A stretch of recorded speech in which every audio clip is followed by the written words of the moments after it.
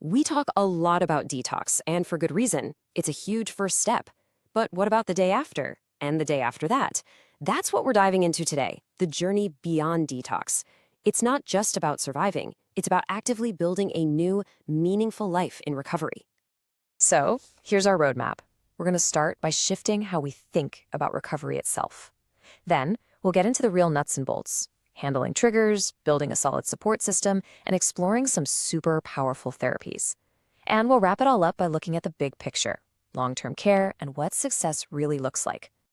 All right, let's jump in. The single biggest mental shift you can make is right here. Detox is not the finish line. Not even close. Think of it as the starting block for a whole new race, a whole new chapter of your life. And this question, man, this one hits hard for so many people. Getting through detox is an incredible accomplishment, but it can leave you feeling a little lost, Like you're standing at the edge of a totally new world. The structure might be gone, and now the real work, and honestly the real opportunity, begins. And this is the key. The focus totally flips from a negative, from not using, to a positive, actively building. It's about being a construction worker for your own life, creating something that's so fulfilling and strong that it's naturally resistant to relapse. So how do you start building? Well, a huge piece of the puzzle is learning how to handle the stuff life throws at you. And one of the biggest challenges is understanding and, more importantly, managing your triggers. I love this slide because it lays it all out so clearly. On one side, you've got the usual suspects, right? Stress, feeling alone, old places, tough emotions. But look at the other side. That's your arsenal. A trigger isn't a dead end. It's a signal, a flashing light telling you, okay, time to use one of my new strategies. And you know what one of the most powerful strategies in that entire toolkit is? Your people. Your support system. This is so important. You do not have to do this alone. In fact, trying to go it alone is way harder. Connection is your superpower here. And a really strong network has layers, kind of like armor. You've got peer groups, people who just get it because they've been there. You have your family and friends offering that foundation of love and stability. And then you have sponsors or mentors who can offer that voice of experience. Every layer makes you stronger. And this quote from a family member just nails it. It shows you how critical that connection really is. When family gets involved, the whole process gets a boost. It stops being one person's struggle and becomes a true team effort. Okay, so your support network is crucial. And so are the professional tools you can put in your toolkit. We're talking about proven, evidence-based therapies that are literally designed to help you rewire your brain and your responses to challenges. Let's do a quick flyby of 3 of the heavy hitters you're gonna hear about: CBT, DBT, and motivational interviewing. Each one gives you a really unique and powerful set of skills. First up, CBT. Think of this as becoming a detective for your own thoughts.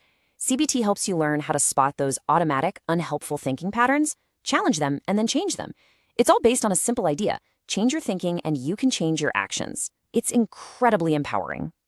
Next, we have DBT. Now, if CBT is mainly about your thoughts, DBT is all about managing big, powerful emotions. It's super practical. It gives you actual skills for things like distress tolerance, which is basically how to survive a crisis moment without making things worse, and how to communicate better to improve your relationships. And finally, there's motivational interviewing. Now, this one's a little different. It's not a therapist telling you what to do. Nope. It's more of a partnership.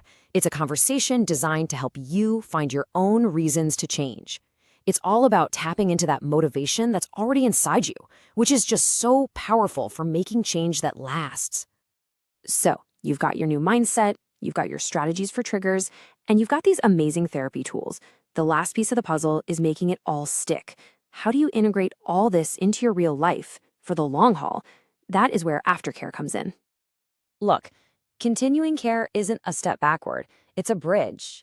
It's the bridge between the very structured world of treatment and your everyday life.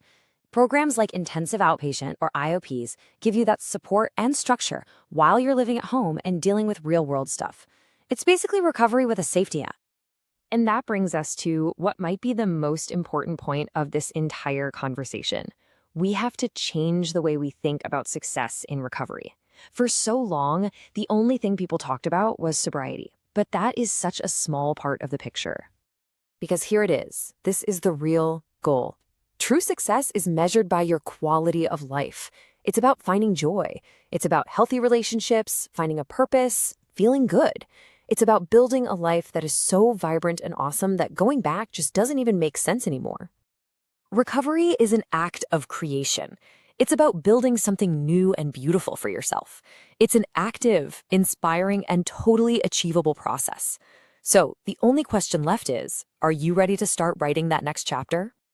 If the answer is yes, or even if it's just a maybe, remember that the first step is always the most important one. The number on your screen is a completely private and confidential line where you can just start the conversation. That number again is 1-732-484-9661. Thanks for